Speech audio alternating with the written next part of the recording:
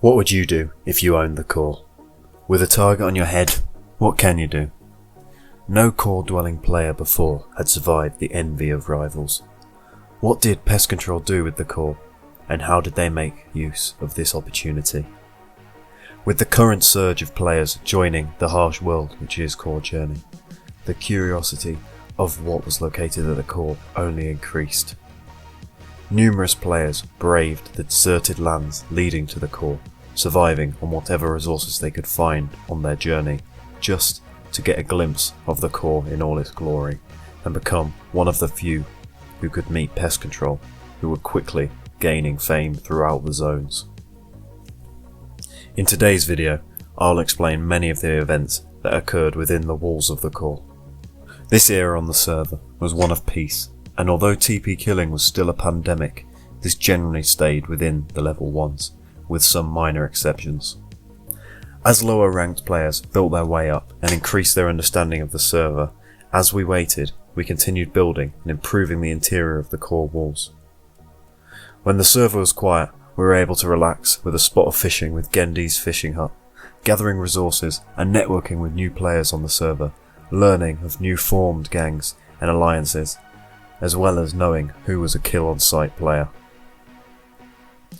One of our iconic builds within the core was the Pit, a server-wide respected build, where two players would face off against one another on an even playing field with only the most skilled fighter leaving.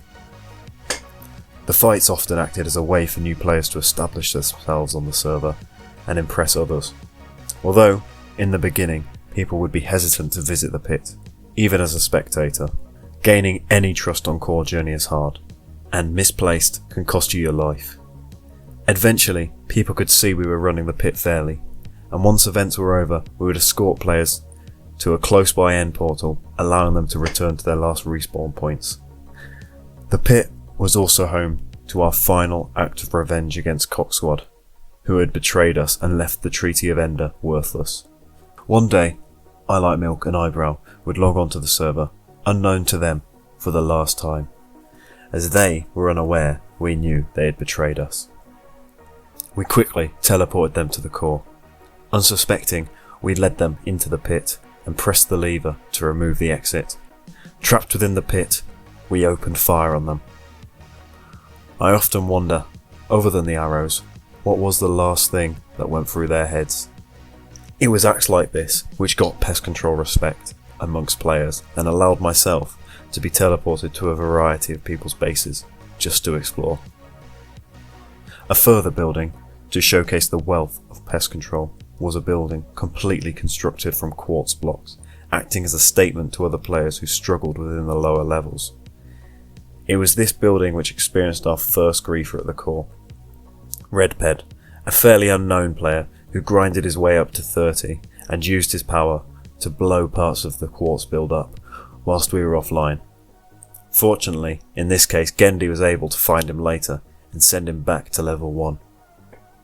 Our second griefer came in the form of Diamond Phoenix, a notorious TP killer with an interesting story of redemption, which would become clear to us in the not so distant future. He had made a name for himself killing new players, causing major controversy, and soon finding himself at level 30. Again, whilst Pest Control were offline, he paid the core a visit. He too used TNT to destroy parts of the core. However, he made one exception.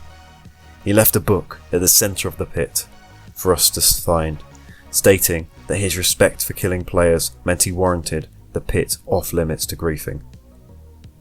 It did not take long to fix this grief, but it became clear our days at the core were numbered. It would not be long till this became all too true.